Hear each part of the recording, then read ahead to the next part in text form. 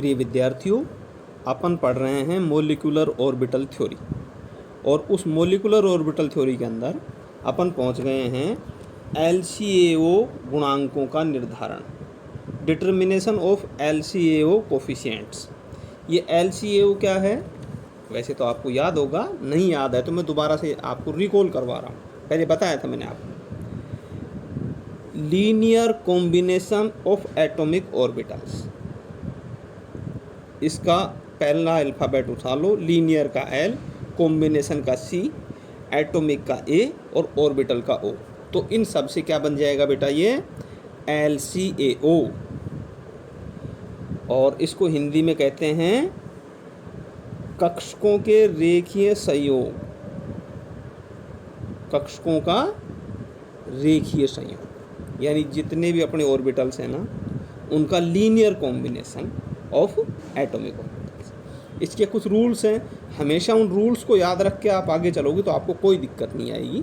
तो मैं आपको पहले रूल्स बता रहा हूँ और उसके बाद इसके कोफिशिएंट्स अपन निकालेंगे। इसके जो रूल हैं, संयोग करने वाले, जो भी अटैच हो रहे हैं, जुड़ने वाले परमाणुीय कक्षकों की ऊर्जा लगभग समान होनी चाहिए। जितने भी परमाणु कक्षक मोलिकुलर ऑर्बिटल बनाएंगे उन सब की क्या होनी चाहिए बेटा? ऊर्जा का मान लगभग समान होना चाहिए। जैसे समनाभिकीय द्विपरमाणु अणु H2 हाइड्रोजन गैस में 1s कक्षक दूसरे परमाणु के 1s कक्षक के साथ अतिव्यापित होगा, ना कि 2s के साथ। यानी हाइड्रोजन के केस में एक परमाणु का आप 1s ले लो और दूसरे परमाणु का आप 2s लो, ऐसा संभव नहीं है। क्या होगा? एक का 1s दूसरे के 1s से ही ओवरलैपिंग करेगा, उन्हीं का लीनियर कॉम्बिनेशन होगा, उन्हीं का रेखीय संयोग होगा, जिससे क्या बनेंगे? मोलिकुलर ऑर्बिटल बनेंगे, क्योंकि 1s की दोनों की ऊर्जा लगभग समान होगी। परमाणुीय कक्षकों में अधिकतम प्रभावी अतिव्यापन होने की स्थिति में त्रिज्यीय वितरण फलन, रेडियल डिस्ट्रीब्यूशन फंक्शन समान हो जाते हैं। इसके परिणाम स्वरूप अंतर्नाभिकीय क्षेत्र में इलेक्ट्रॉन घनत्व अधिक होने के कारण परस्पर आकर्षण अधिक होगा। बंधी व प्रतिबंधी कक्षकों के निर्माण में या तो परमाणुीय कक्षकों की सममिति समान रहनी चाहिए या दोनों ही परमाणुीय कक्षकों की सममिति समान रूप से परिवर्तित होनी चाहिए। जैसे px के साथ px कक्ष का ही अतिव्यापन संभव है, ना कि px का py के साथ। यदि x अक्ष को अंतर्नाभिकीय अक्ष मान लें तो s कक्षक का px के साथ तो अतिव्यापन संभव है, किंतु py तथा pz s कक्ष के साथ अतिव्यापन नहीं करेंगे। देखो बेटा, अपन 3D जानते ही हैं। 3D का मतलब 3 डायमेंशन, x, y और z एक्सिस। जो px है वो x डायरेक्शन में होगा, py y डायरेक्शन में होगा और pz z डायरेक्शन में होगा। अब अगर हम s को px डायरेक्शन में मान रहे हैं तो s का px के साथ ही अतिव्यापन संभव है, py और pz तो उस अक्ष में रहेंगे ही नहीं, तो उनके साथ इसका अतिव्यापन संभव नहीं है। ये अपने को ध्यान रखना है। आगे चलते हैं अपन। दो परमाणुीय कक्षकों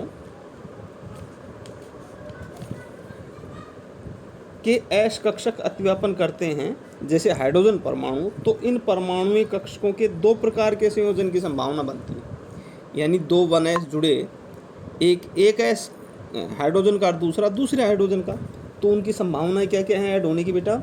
जब दोनों फलन साई ए व साई बी के चिन्ह समान, अर्थात दोनों प्लस प्लस या माइनस माइनस के हों, और दूसरा जब दोनों तरंग फलन साई ए व साई बी के चिन्ह भिन्न, अथवा एक प्लस दूसरा माइनस या पहला माइनस दूसरा प्लस। तो जो साई जी होगा equal to N psi A plus psi B, समान प्रावस्था, यानी जब दोनों के चिन्ह समान होंगे तब तो साई जी इजिकल टू आ जाएगा बेटा N psi A plus psi B, और जब दोनों के चिन्ह विपरीत होंगे तो साई न्यू बराबर आ जाएगा N psi A minus psi B. चूंकि साई जी में दोनों नाभिकों के मध्य इलेक्ट्रॉन घनत्व अधिक होता है, अतः इसे बंदी आणविक कक्षक बॉन्डिंग मॉलिक्यूल ऑर्बिटल कहते हैं। इसी प्रकार साई न्यू में नाभिकों के मध्य इलेक्ट्रॉन घनत्व नगण्य होने के कारण इसे प्रतिबंधी आणविक कक्षक एंटी बॉन्डिंग मॉलिक्यूलर ऑर्बिटल कहते हैं। साई न्यू की ऊर्जा परमाणु कक्षकों की तुलना में अधिक, जबकि साई जी की ऊर्जा परमाणु कक्षकों की तुलना में कम होती है। ये नाभिकों के केंद्र पर सममिति को दर्शाते हैं। साई जी व साई न्यू आणविक कक्षकों की सममिति निर्धारित करने के लिए दोनों नाभिकों को जोड़ने वाली अक्ष तथा इसके लंबवत अक्ष के सापेक्ष घूर्णन कराने पर यदि दोनों पालों के चिन्ह समान आते हैं तो वह सममिति या गिराड होता है, तथा दोनों पालों के चिन्ह अगर भिन्न आते हैं तो वो असम्मित या अनगिराड होता है। अब अपन बात करेंगे इनके गुणांकों की। तो बेटा हमने डिटर्मिनेंट निकाले थे C1 HAA minus E plus C2 HBB minus E plus S is equal to 0। ये सभी आपको वीडियो में नहीं मिलते हैं, तो आप ऐसा करना, इसकी PDF देखना। इसी की PDF भी मैं साथ साथ डाल रहा हूँ, तो PDF के अंदर से आप अपने नोट्स बना सकते हो और वीडियो से आप उसको समझ सकते हो। C1 HAB minus E plus S plus C2 HAA minus E plus is equal to 0। यह निम्न संबंधों को परिकलित कर माना गया है। HAA बराबर HBB, HAB बराबर HBA, SAB is equal to SBA is equal to S और SAA SBB is equal to 1। ये कुछ हमने अजम्पशंस किए थे, उनके आधार पे बनाया बेटा ये। तो C1 bracket HAA minus HAA plus HAB upon 1 plus S plus C2 HAB minus HAA plus HAB upon 1 plus S into S is equal to 0। इसको सोल्व करेंगे हम, तो C1 bracket HAA into 1 plus S minus HAA plus HAB plus C2 HAB into 1 plus S minus HAA plus HAB into S equal to 0।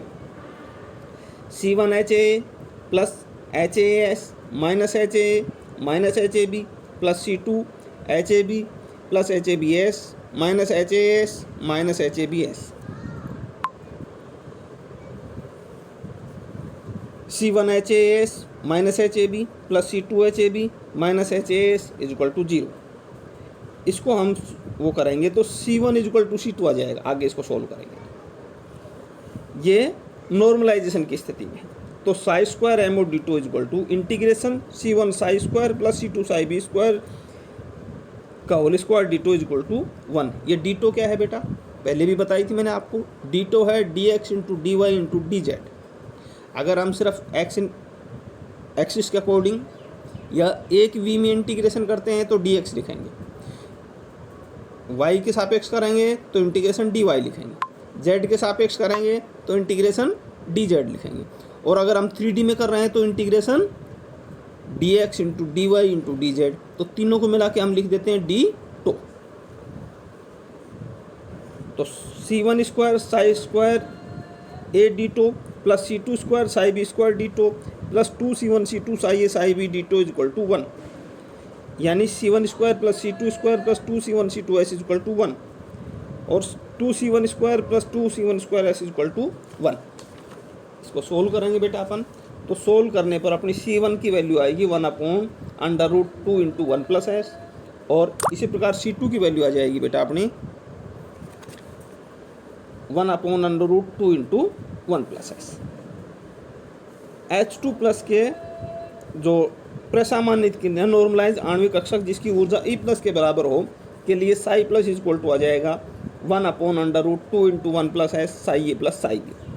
इसी प्रकार E का मान E minus में प्रतिस्थापित करने पर H2 प्लस का अन्य प्रसामान्यीकृत आणविक कक्षक निम्न प्रकार प्राप्त किया जा सकता है। C1 is equal to minus C2, तो psi minus is equal to आ जाएगा 1/√2 into 1 minus S psi A minus psi B. ये दोनों आणविक कक्षक साई प्लस व साई माइनस लंबकोणीय ऑर्थोगोनल हो तो integration psi A plus psi B into psi A minus psi B D two is equal to integration psi square D two minus integration psi B square D two is equal to 0। यानी इसमें orthogonality का relation नहीं मिलेगा, 0 आ जाएगा। अतः दोनों परमाणु कक्षकों Sai A psi B के रेखीय संयोजन से लंबित यानी ऑर्थोगोनल आणविक कक्षक साई प्लस व साई माइनस प्राप्त होते हैं। इसको नॉर्मल हम क्या कह सकते हैं बेटा, आणविक कक्षक साई माइनस की ऊर्जा ई माइनस का मान परमाणुविक कक्षकों की तुलना में अधिक होता है, अतः साई माइनस को प्रतिबंधी आणविक कक्षक एंटी बॉन्डिंग मॉलिक्यूलर ऑर्बिटल कहते हैं। आणविक कक्षक साई प्लस की ऊर्जा ई प्लस का मान परमाणु कक्षकों की तुलना में कम होता है, प्राय ऊर्जा के मान में एक कमी प्रतिबंधी कक्षकों की ऊर्जा वृद्धि के बराबर होती है। साई प्लस को बंधी आणविक कक्षक बॉन्डिंग मॉलिक्यूलर ऑर्बिटल कहते हैं। गणना के द्वारा ये स्पष्ट हो जाता है कि प्रतिबंधी कक्षक की ऊर्जा के मान में यह वृद्धि बंधी कक्षक की ऊर्जा में कमी से अधिक होती है। परमाणु कक्षकों के रेखीय संयोग के पश्चात इलेक्ट्रॉन पहले बंधी आणविक कक्षक में भरते हैं, तत्पश्चात वे उसके बाद वो प्रतिबंधी आणविक कक्षक में। बेटा ये तो सामान्य सा नियम है कि जिसकी ऊर्जा कम होगी पहले उसमें इलेक्ट्रॉन जाएंगे, उसके बाद दूसरे में जाएंगे। तो बॉन्डिंग की ऊर्जा कम है इसलिए पहले बॉन्डिंग भरा जाएगा, उसके बाद एंटी बॉन्डिंग में जाएंगे।